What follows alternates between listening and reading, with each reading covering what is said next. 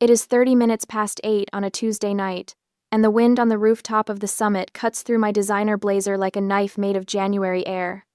Below me, Manhattan spreads out in a glittering grid of ambition yellow cabs threading through streets, office towers blazing with late-night greed.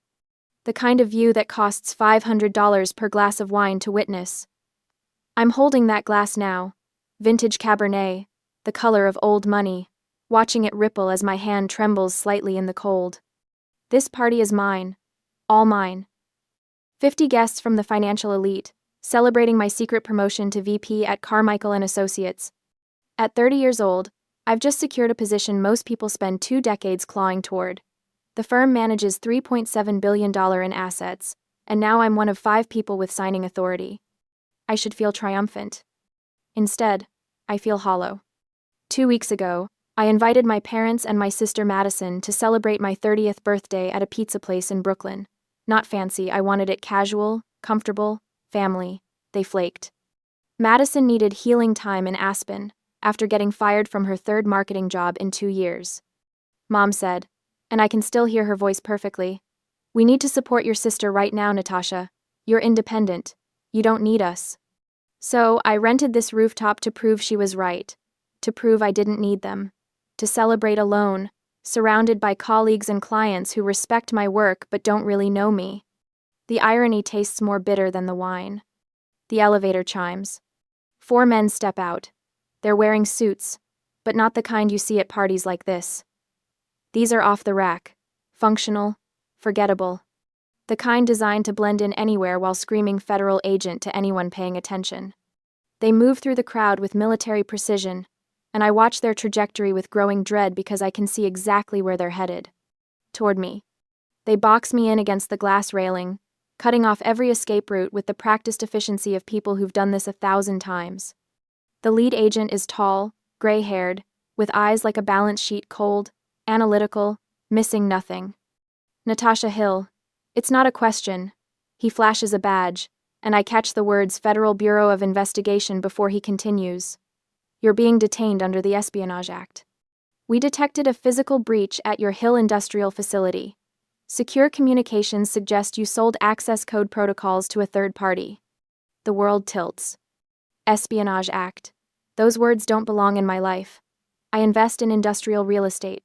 I flip warehouses. I run a quiet side business, managing server farms for defense contractors. Everything is legal, licensed, compartmentalized. Everything is. I didn't sell anything, I managed to say, but my voice sounds distant, like it's coming from underwater. You'll have an opportunity to explain that, Agent Miller says, reading my thoughts from my employee ID badge still clipped to my blazer. Right now, you're coming with us. My colleagues are staring. James Carmichael, the senior partner, looks horrified. The clients I've spent months courting are pulling out their phones, probably already drafting emails to distance themselves from whatever scandal I'm about to become. My career is dying in real time, suffocating under the weight of assumptions and liability concerns. They escort me to the service elevator. No handcuffs, that's something, at least. But the message is clear. I'm not under arrest, but I'm absolutely not free.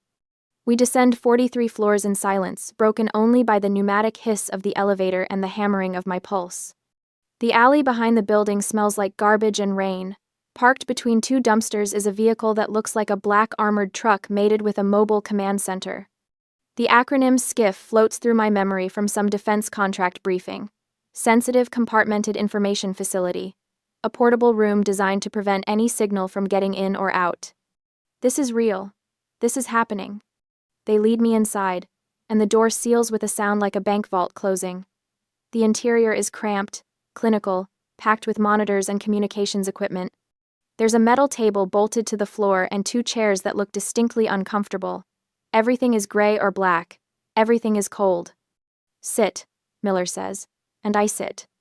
Another agent, younger, starts setting up recording equipment.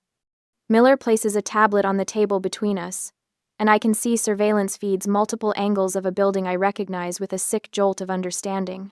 The gray box. My warehouse. Except it's not really a warehouse.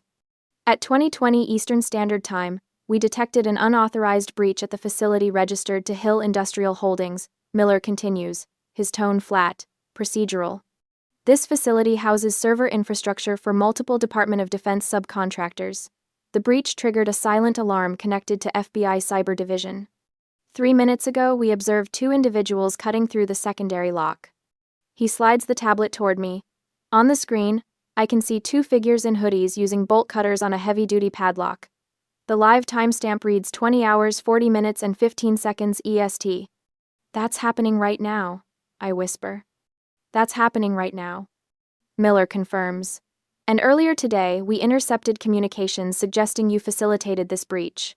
So I'll ask you directly, Miss Hill, who did you sell access to? I didn't sell access to anyone. I would never. My phone vibrates in my jacket pocket. The agent who patted me down earlier must have missed it, or maybe they left it deliberately. Miller glances at it. Check it, he says. I pull out my phone with shaking hands.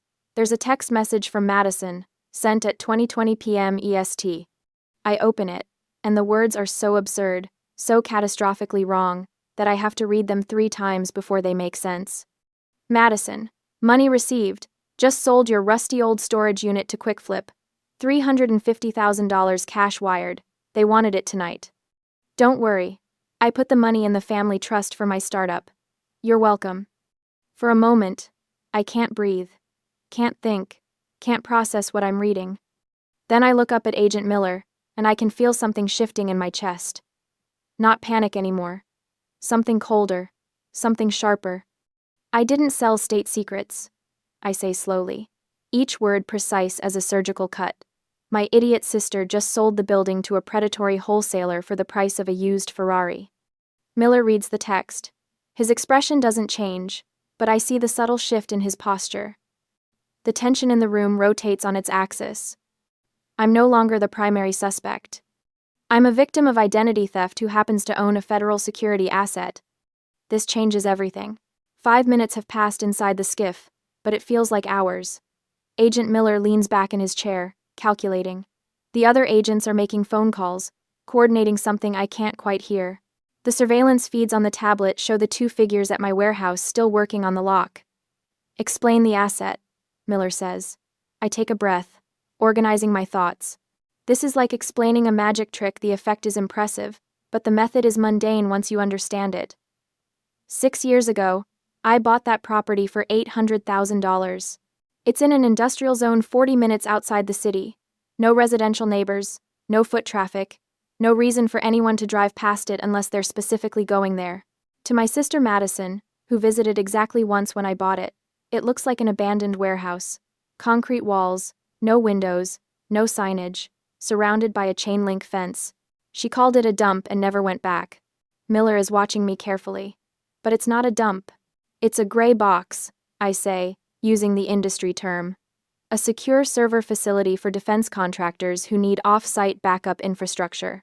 The building has no windows because windows are a security liability. They allow visual surveillance and potential sniper angles. There's no signage because the whole point is operational security. The passive security, Madison saw just a fence, and cameras is deliberate. Armed guards attract attention. An unmarked building in an industrial zone doesn't. And QuickFlip? Miller prompts. I pull up my email on my phone, finding the message I'd flagged last week but hadn't had time to investigate. QuickFlip Ventures is a real estate wholesaling company. They specialize in distressed properties, foreclosures, abandoned buildings, estate sales. 1 week ago, they used satellite imagery to scout the area. I show Miller the email, a cold outreach, asking if I'd be interested in selling. I'd responded with a polite no and thought that was the end of it. What do they see in satellite photos? Miller asks.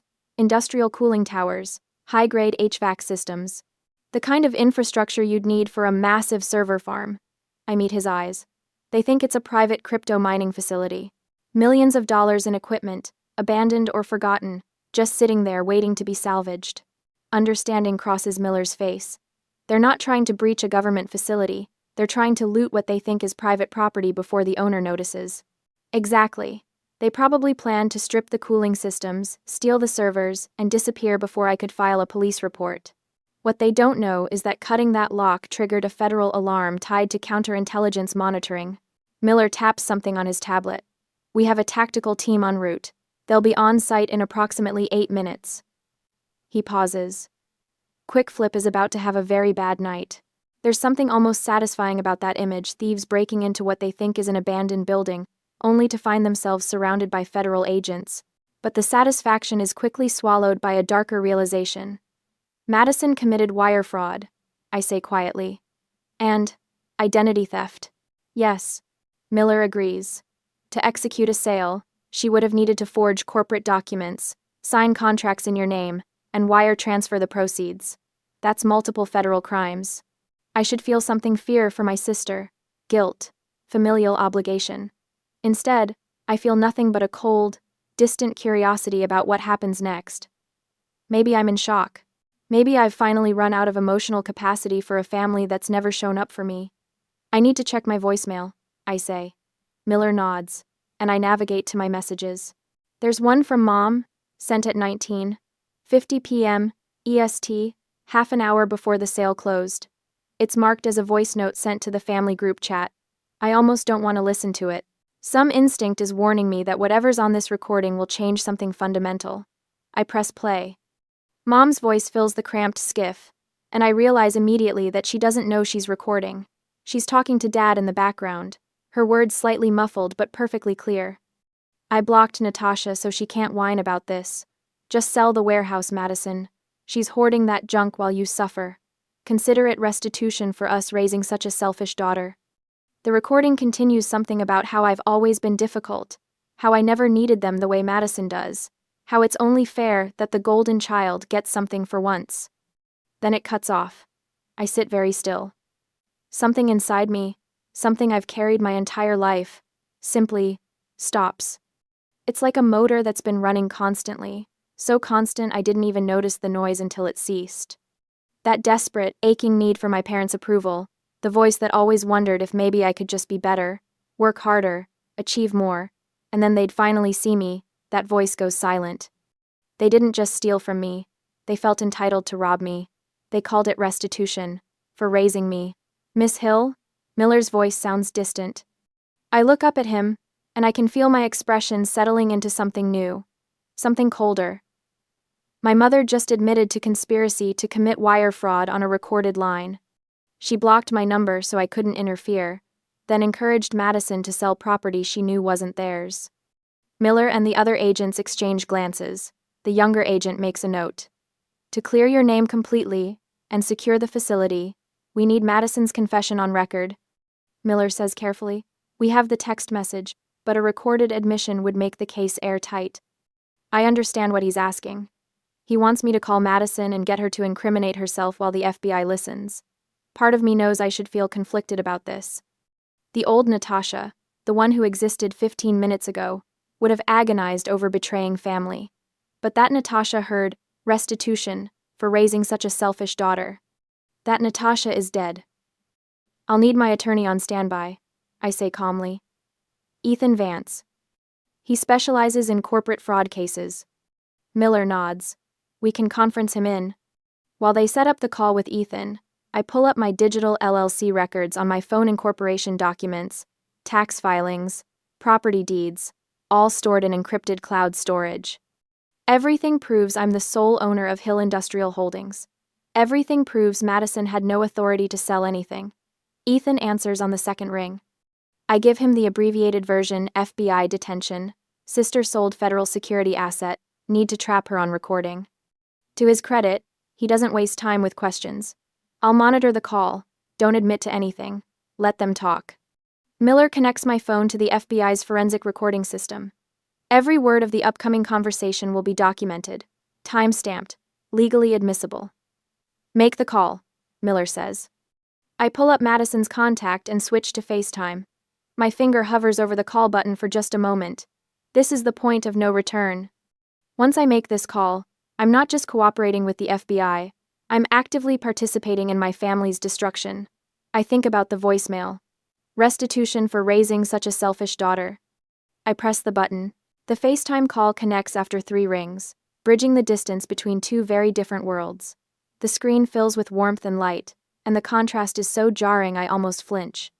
I'm in a dark, cramped, sterile FBI command vehicle parked in a New York alley at night. The air smells like electronics and cold metal. The only light comes from the surveillance monitors casting everything in shades of blue and gray. Madison is in a luxury log cabin in Aspen, Colorado. Because Aspen is 2 hours behind New York, it's 7 there. Outside the massive windows behind my sister, the last of the alpine twilight is fading into a deep, bruised purple against the snow. Inside, however, is a world of golden warmth. There's a fire crackling in a stone fireplace. She's wearing a cashmere sweater that probably cost more than my first car, her blonde hair perfectly styled, her skin glowing with the kind of relaxation that comes from spa treatments, and absolutely zero consequences. She's celebrating. Natasha. She grins at the camera, and I can see she's already a few glasses deep. Did you get my text? Pretty amazing, right? I basically just made you $350,000. Usually, when my family dismisses me, or takes credit for my work, I get defensive. I stutter. I try to explain. Sometimes I cry. Tonight, I'm ice. Madison, did you physically go to the property before you sold it? My voice is level, almost curious. She laughs. Why would I? I saw it 6 years ago when you bought it. Total dump. Honestly, I'm impressed QuickFlip even wanted it. She takes a sip of champagne. I did everything online. Found the old LLC paperwork in mom and dad's safe, created a corporate resolution authorizing the sale, signed your name, and boom, easiest $350K ever. In the skiff, Agent Miller's pen moves across his notepad. Madison just admitted to document forgery and identity theft on a federally recorded line. You faked a corporate resolution? I ask, my tone still neutral, just seeking clarity. It wasn't hard, Madison says, and I can hear the pride in her voice. I used DocuSign and a template I found online. QuickFlip never even questioned it. They were so excited to get the property, they wired the money within minutes. Every word is another nail in her coffin. Wire fraud. Computer fraud. I should probably stop her, warn her, tell her to get a lawyer, but I remember the voicemail. Restitution for raising such a selfish daughter. Madison, that property isn't a dump, I say quietly. It's a windowless concrete box because it's a black site. It hosts servers for Department of Defense contractors. There are no windows to prevent sniper attacks. There's no signage to prevent espionage. 2. Her smile falters. What are you talking about? I saw the satellite images. It's just industrial cooling units and... You saw what QuickFlip wanted you to see. I interrupt. They identified it as a potential crypto mining farm and planned to loot the equipment before I noticed. They cut the perimeter lock approximately 30 minutes ago. Now she's starting to look uncertain. Dad appears in the frame behind her, his face flushed with wine and firelight. Stop lying, Natasha. You're just jealous because Madison actually did something productive for once. His words are slightly slurred. We checked the satellite view. It's a server farm. Madison sold it for scrap value. Honestly, you should be thanking her for finally monetizing that waste of money. I lean forward slightly. Did Mom tell you she sent a voicemail to the family group chat? The one where she said selling my property was restitution for raising me? Dad's expression darkens. Your mother was just... You're always so dramatic, Natasha. So ungrateful. We gave you everything, and this is how you... Agent Miller makes a subtle gesture. On one of the surveillance monitors, I can see new movement at the warehouse. The QuickFlip team has breached the inner door. They're inside now, standing in the entry corridor, probably confused by how clean and operational everything looks for an abandoned building. And then, on the feed, I see the tactical team moving in. Black vehicles, agents in full gear, surrounding the building with the swift precision of a closing fist. This is it. The moment everything goes from theoretical to devastatingly real. The call counter ticks past the 5-minute mark as Mom appears on the screen, squeezing into the frame next to Dad. The three of them are clustered together on a leather sofa that probably cost more than most people's monthly rent. The Aspen cabin's warm lighting making them look like a Norman Rockwell painting of family togetherness gone wrong. Natasha, honey, I know you're upset, Mom says, using her syrupy, placating voice. But you have to understand Madison needed this. She's been through so much with losing her job, and you've always been so independent. You don't need that old warehouse. We were helping both of you. By stealing from me? I ask. It's not stealing when it's family, Dad interjects. It's sharing. It's taking care of each other. Something you've never understood. The agents in the skiff are watching this like it's a masterclass in narcissistic family dynamics. The younger agent looks almost uncomfortable, like he's witnessing something too intimate, too raw. Mom continues. And now I can hear the shift in her tone. She's moving from placating to guilting. Besides, we already spent some of the money, sweetie. We put $50,000 down on a luxury RV. It's non-refundable. The dealer made that very clear.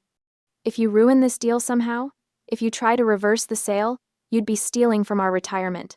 Is that really what you want? I let the silence stretch for a moment. Let them think they've made a good point. Then I speak very carefully. You spent stolen money on an RV deposit. That's receiving stolen property under federal law. Depending on how the prosecutor wants to charge it, it could also be money laundering under the RICO statutes. Dad's face goes red. Oh, don't start with your legal nonsense. You're not a lawyer, Natasha. You're just trying to scare us because you're bitter. Actually, Ethan's voice cuts in through the conference line, and I see Madison jump slightly at the unfamiliar sound. She's absolutely correct. Mr. and Mrs. Hill, this is Ethan Vance, Miss Hill's attorney. I'm currently on a recorded line with the FBI. You've just admitted to knowingly spending proceeds from what you believe to be a legitimate sale but was, in fact, a fraudulent transaction. That creates significant legal exposure for you. The color drains from Mom's face. Madison is looking at the screen now, really looking, and I can see her starting to piece things together. The background behind me, the strange acoustics. The fact that I'm not celebrating, not angry, just cold. Quick Flip said it was a private sale. Madison says, her voice rising with panic. They promised to handle all the legal paperwork. They said as long as I had authorization it was fine. They played you, Madison, I say, my voice devoid of sympathy. They preyed on your laziness. They knew if they offered a fast cash closing and promised to handle the legal stuff, you wouldn't ask questions. They wanted to get in and strip the equipment before I noticed. They cut the lock at 20:20 Eastern Time. I turn my phone camera slightly, just enough to show Agent Miller's badge and the interior of the mobile command unit. The FBI seal is clearly visible on one of the monitors. I'm not at a party anymore, Madison. I'm in federal custody because your fraudulent sale triggered a terrorism alert on a classified facility. The reaction is immediate and visceral. Madison's champagne glass slips from her hand, spilling golden liquid across the expensive cabin floor. Dad starts to stand, then sits back down. Mom's hand flies to her mouth. That's not possible, Madison stammers. It was just a warehouse.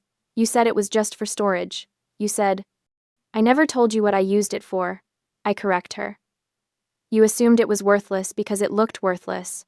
That was the entire point of the design. Oh God, Madison whispers. Oh God, oh God.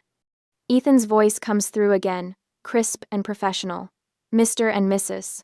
Hill, the FBI is currently tracking your location via this call. You've admitted on a recorded federal line to knowingly spending money you believed came from the sale of property you knew you had no legal right to sell. I strongly advise you to retain separate legal counsel immediately and cease making any further statements. But they're not listening to Ethan. They're turning on each other. This is your fault. Dad shouts at Mom. I told you we should have checked with a real lawyer first, but you said it was fine. You said Natasha wouldn't even notice. Don't blame me, Mom shrieks back. You're the one who insisted on the RV. I wanted to wait, but you said we deserved it. You said, both of you, shut up, Madison screams, and there's real terror in her voice now. What do I do, Natasha? What do I do? I should feel something. Triumph, maybe, or guilt, but I just feel empty. Watching my family implode is like watching a building demolition from a safe distance, dramatic, inevitable, and somehow anticlimactic. I can't help you, Madison, I say quietly. You committed federal crimes: wire fraud, identity theft, computer fraud under the Computer Fraud and Abuse Act. You forged documents, impersonated a corporate officer, and facilitated the breach of a federal security asset. But I didn't know, she wails. I didn't know it was important. You never told me. You never asked, I reply. You assumed. You saw an opportunity to take something that wasn't yours, and you took it. Just like you've been taking credit for my achievements, taking my birthday dinner with our parents, taking my validation for your entire life. The phone is shaking in Madison's hand now. Behind her, I can hear sirens, distant at first, then growing closer. What is that sound? Mom asks, her voice small. That, I say, would be the Aspen Sheriff's Department and FBI field agents. They're coming to arrest Madison for federal crimes committed across state lines. Madison's eyes go wide. She looks at the door, then back at the camera. Natasha, please, please, you have to stop this. We're family. You can't let them. The sound of pounding on the cabin door cuts her off. FBI, open the door. On the surveillance feed in front of me, I watch the parallel scene at the warehouse. SWAT teams swarm the building.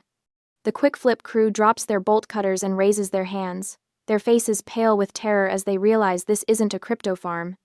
This is something so far beyond their understanding that they can't even begin to calculate the trouble they're in. Both operations happening simultaneously, both traps springing shut at the exact same moment. Madison's screen jerks wildly as agents enter the cabin. I hear her screaming, "I didn't know. It was just a warehouse. I didn't know." An agent's face appears in the camera, professional and distant.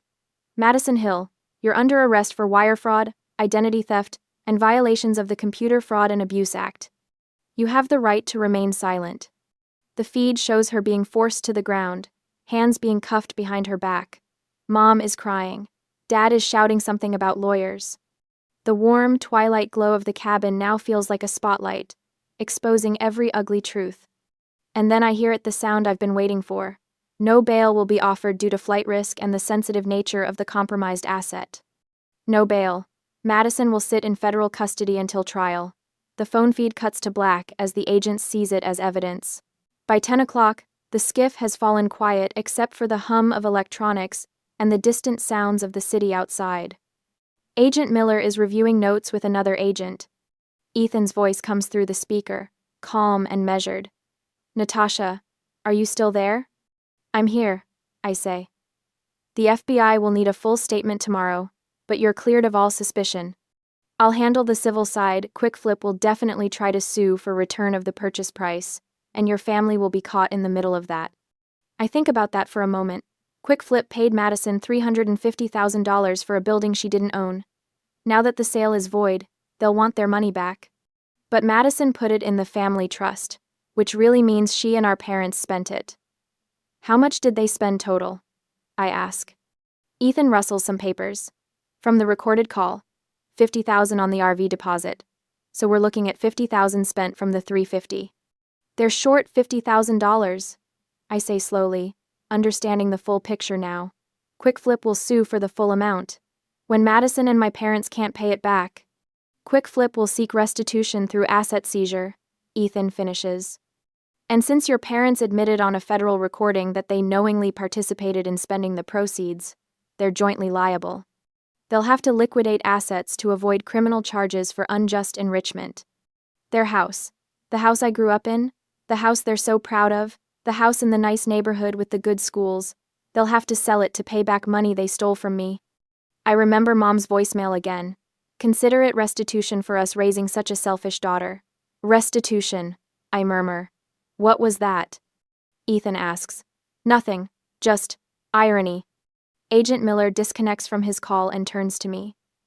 Miss Hill, you're free to go. We'll need you to come to the field office tomorrow at 10 a.m. to provide a formal statement. The U.S. attorney will want your testimony for the prosecution. I stand up, my legs stiff from sitting in the cramped space. What happens to Madison? Federal detention facility overnight, then arraignment tomorrow afternoon. Given the nature of the charges and the security implications, I doubt the judge will grant bail. If she pleads guilty and cooperates fully, she's looking at 8 to 10 years. If she fights it and loses at trial, could be 15. 8 to 10 years. Madison is 26 now. She'll be in her mid-30s before she's free. I should feel something about that. Horror, maybe. Guilt. But all I feel is a distant sense of justice being served, like watching a math equation balance correctly. Thank you, Agent Miller, I say. He nods. I'm sorry for the interruption to your evening, Miss Hill. For what it's worth, you have an impressive operation. The facility security architecture is solid. We'll make sure it stays secure going forward. They open the skiff door, and I step out into the New York night. The alley smells like rain and garbage, but after the recycled air of the command vehicle, it smells like freedom. My phone buzzes with notifications. I'd muted it during the call, but now everything is flooding in. Texts from colleagues asking if I'm okay. An email from James Carmichael asking me to call him immediately. 3 missed calls from the building security at the summit. And 1 notification that makes me stop walking. A request from my bank for authorization to pay a legal retainer for Madison Hill. They want me to pay for her defense attorney. I stare at that notification for a long moment. The old Natasha, the one from this morning, would have agonized over this. Family helps family, right? Even when they've betrayed you. Even when they've called you selfish. Even when they've tried to rob you blind. But I'm not that Natasha anymore. I press decline. Then I block the bank from sending any more requests related to Madison's legal fees. I block Mom's number. I block Dad's number. I block every connection to a family that never saw me as anything more than a resource to be exploited. My phone buzzes again. It's a text from James Carmichael. Call me when you can. We need to talk about tonight. I debate ignoring it, but he deserves an explanation. I call him. Natasha, what the hell happened? He sounds more confused than angry. I give him the sanitized version. My sister committed identity theft and wire fraud. I cooperated with the FBI to resolve it. I'm cleared of all wrongdoing.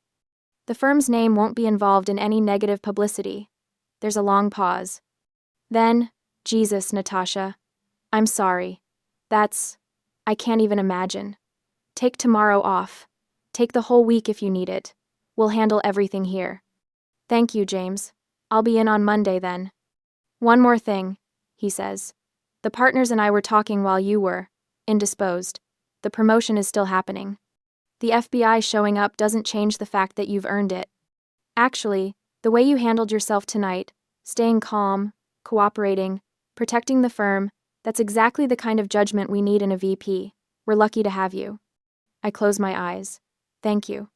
After we hang up, I stand in the alley for a moment, letting the reality settle over me. I was detained by the FBI, watched my sister get arrested, orchestrated the financial ruin of my parents, and somehow still came out with my career intact. The rooftop party at the summit is probably still going on, but I have no desire to go back. Instead, I start walking toward the subway. My apartment is only 20 minutes away if the trains are running on time. As I walk, my phone buzzes one more time. Unknown number. I almost don't answer, but something makes me answer. Miss Hill? This is Special Agent Brooke, FBI Cyber Division. Agent Miller asked me to call you. We've secured your facility and removed the quick flip team. You'll need to have your security company reset the access codes, but there's no structural damage. The asset is secure. Thank you, Agent Brooke. One more thing, she says. We ran the forensics on Quick Flip's planning documents. They'd been surveilling your property for 3 weeks, waiting for an opportunity. When your sister's fraudulent sale came through, they jumped on it immediately. If you hadn't had the security protocols in place, they would have stripped that facility bare and disappeared. Your preparation saved millions in federal assets. After she hangs up, I think about that. 6 years ago, when I bought that property, I built it exactly right. Unmarked, unassuming. Legally armored with LLCs and federal contracts and silent alarms that would trigger if anyone tried to breach it. Madison thought I was hoarding junk. My parents thought I was being selfish. They never bothered to ask what I was building, what I was protecting, what I'd worked so hard to create. They just assumed I didn't deserve it. I reach the subway entrance and pause at the top of the stairs. Below me, the city continues its eternal motion, trains running, people moving, life happening whether you're ready for it or not. My phone buzzes one final time tonight. It's an email from QuickFlip's legal team, sent to Madison's email but CCing me since my name is on the property records. The subject line is, Immediate demand for return of fraudulent purchase price. I open it and read the first few lines. We have become aware that the sale of the property located at Redacted was executed without proper authorization. We demand immediate return of the full purchase price of $350,000 within 72 hours, or we will pursue all available legal remedies including but not limited to civil litigation and criminal complaints for fraud. 72 hours. They want their money back in 3 days. Madison doesn't have it. My parents spent $50,000 of it. Even if they liquidate everything immediately, it won't be fast enough. I could help them. I have the money. I could write a check for $350,000 right now and make this all go away for them. But I remember Mom's voice. Restitution for raising such a selfish daughter. I forward the email to Ethan with a single line. I will not be providing financial assistance to resolve this matter. Then I head down into the subway, leaving the cold night air behind. 6 months have passed since that night in the alley. The office is quiet at 7 a.m., the building still half asleep, the morning light just starting to filter through the floor-to-ceiling windows. My coffee is still hot, steam rising from the ceramic mug as I review the quarterly financials for my real estate portfolio. I'm sitting in a corner office on the 42nd floor of a building in Lower Manhattan. The building used to belong to Quick Flip Ventures before they went bankrupt. I bought it at a foreclosure auction for 60 cents on the dollar. The irony isn't lost on me. Quick Flip collapsed under the weight of the federal investigation. It turned out that my facility wasn't the first time they'd used questionable methods to acquire properties. The FBI found evidence of multiple fraudulent transactions, forged documents, and coordination with organized theft rings. The company dissolved within 3 months, and all their assets went to auction. I bought their headquarters building, gutted it, renovated it. And now it houses the expanded offices of Hill Industrial Holdings, along with my new venture capital fund focused on secure infrastructure development. My phone buzzes. It's a news alert. Madison Hill sentenced to 8 years in federal prison for wire fraud. I read the article. She took a plea deal, cooperated with prosecutors, showed appropriate remorse. The judge still gave her 8 years because, as the sentencing memo stated, the defendant's actions compromised national security assets and demonstrated a pattern of entitled disregard for the law. My parents avoided prison by immediately liquidating their house and repaying Quick Flip in full. They also had to pay restitution fines, totaling an additional $75,000 for their role in spending the stolen money. Last I heard, they're living in a 2-bedroom apartment in a suburb 40 miles from the city. Dad took a job as a regional manager at a retail chain. Mom works part-time at a garden center. They call sometimes. Different numbers, borrowed phones, always the same message. Please, Natasha, we're family. We made a mistake. Don't you believe in forgiveness? I changed my number after the 3rd call. The door to my office opens, and my assistant, Claire, pokes her head in. Your 8 a.m. is here early. Should I send her in or have her wait? Send her in, I say. A young woman enters, maybe 23 or 24, wearing a slightly too big blazer and carrying a portfolio that she clutches like a shield. She's nervous. I can tell the way she stands just inside the doorway, uncertain whether to approach my desk or wait for an invitation. Miss Hill, she says. Thank you so much for meeting with me. I'm Mari Brooke. I'm the intern from our satellite office, I finish, gesturing to the chair across from my desk. I know. Sit down, Mari, and call me Natasha. She sits, placing the portfolio carefully on her lap. I wasn't sure if you'd actually want to meet. I know you're busy, and You're just the intern who identified a critical security vulnerability in our Newark facility's access control system. I interrupt. The vulnerability that could have cost us millions if exploited. That's not just anything. She blushes. I was reviewing the security logs and noticed an inconsistency in the timestamp protocols. It seemed like it might be worth mentioning. It was worth a $10,000 bonus, which you should see in your next paycheck. I say. It was also worth this meeting. I wanted to talk to you about your career trajectory here. Her eyes widen. My career? I'm just an intern. I haven't even graduated yet. That's the point, I say. You're smart, you're detail-oriented, and you notice things other people miss. Those are the qualities I hire for. So I'm offering you a full-time position starting after graduation, junior analyst, with a clear path to senior roles if you perform. She stares at me. I don't know what to say. Say yes or no, I reply. But while you're deciding, I want to know something. Do you have family support for this career path? The question catches her off guard. Not really. My parents wanted me to be a doctor or a lawyer. They think what I'm doing, cybersecurity, risk analysis, isn't prestigious enough. They didn't come to my college graduation last month. There it is. That familiar ache of family disappointment. Let me tell you something, Mari, I say, leaning forward. The people who are supposed to support you, the ones who share your blood, sometimes they're the last ones to see your value. Sometimes they're so invested in who they think you should be that they can't see who you actually are. She nods slowly, and I can see the recognition in her eyes. You don't need their validation, I continue. You need your own standards, your own goals, your own definition of success. Build something so solid, so legally protected, so strategically positioned that nobody can take it from you. Not family, not competitors, not anyone. Is that what you did? She asks quietly. I think about the gray box facility, still operating, still secure, now valued at $14 million after I expanded the contracts. I think about this building, bought from the ashes of the company that tried to rob me. I think about the career I built in spaces where nobody expected me to succeed. Yes, I say. That's exactly what I did. She straightens in her chair. Then yes, I accept the position. Good. I stand and extend my hand. She shakes it, her grip firmer now, more confident. Welcome to Hill Industrial Holdings, Mari. I expect great things from you. After she leaves, I turn back to the window. The sun is fully up now, burning off the morning haze, revealing the city in sharp relief. Somewhere out there, my parents are probably getting ready for their retail shifts. Madison is in a federal facility, counting down 8 years in a 6x8 cell. I should feel triumph. Or guilt. Or something more dramatic than this quiet, settled peace. But I don't need drama anymore. I don't need validation from people who never valued me. I don't need to prove anything to anyone except myself. My phone buzzes with a calendar reminder. 10 a.m., site visit to Graybox facility for DoD contract renewal.